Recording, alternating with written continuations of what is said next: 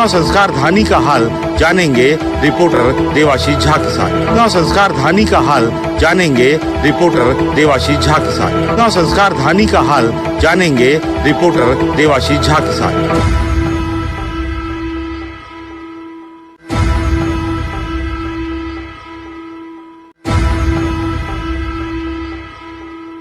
गांव संस्कार धानी का हाल जानेंगे रिपोर्टर देवाशीष झा के साथ। सरगुजा के सियासत का हाल जानेंगे गोल्डी गजोरिया के साथ। चुनाव की हर खबर पर नजर, कवर्धा की हाई प्रोफाइल सीट से रवि गौल। मैं तामेश्वर सिन्हा दूंगा आपको चुनाव की हर अपडेट।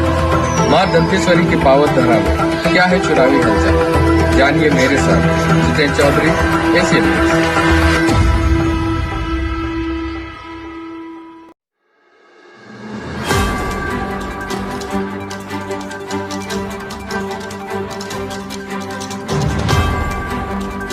विधानसभा सीटों पर वोटिंग हो रही है, ऐसे में अलग अलग जगहों पर हमारे सहयोगी लगातार तैनात हैं, उनके माध्यम से अपडेट्स हम आप तक पहुंचा रहे हैं। इसी बीच में रुक करते हैं उस सीट की ओर, उस विधानसभा क्षेत्र की ओर जो कि सबसे ज्यादा चर्चित है, हाई प्रोफाइल है, यानी कि हम बात करें राजनांदगांव की। हमारे साथ में सहयोगी देवाशीष झा भी जुड़ चुके हैं। देवाशीष, आपसे समझना चाहेंगे, काफी हाई प्रोफाइल सीट है, आश्चर्यजनक बात यह है कि अभी तक महज 14% ही वोटिंग वहां पर हो पाई है। क्या स्थिति है, क्या नजारे पोलिंग बूथ पर?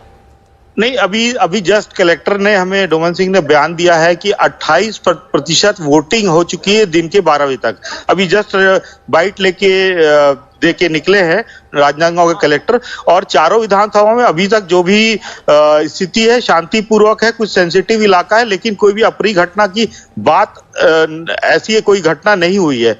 ये सुरक्षा बलों के लिए बड़ी सफलता की बात है। राजनांदगांव का चुनाव देखा जाए तो बड़ा वीआईपी चुनाव है, क्योंकि एक तरफ सीएम के करीब के आदमी है तो एक तरफ पूर्व सीएम है।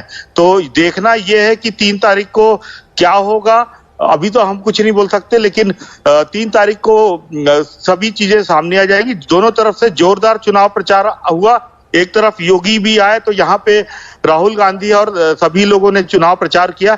अब 3 तारीख को ये सामने आ जाएगा कि इस चुनाव को कौन जीत रहा है। चुनाव थोड़ा सा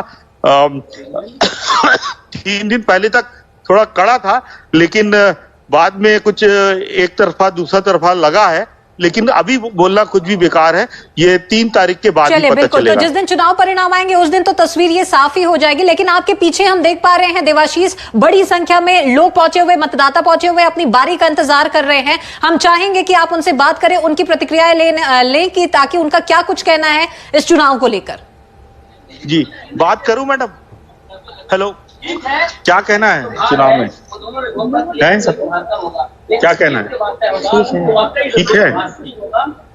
कब से यहाँ बहू बन के आई, वोट कब से कर रही है? वोट 17-18 साल हो गए। 17। क्या कहना है दीदी? सब ठीक ही है, आप ही लोग हैं।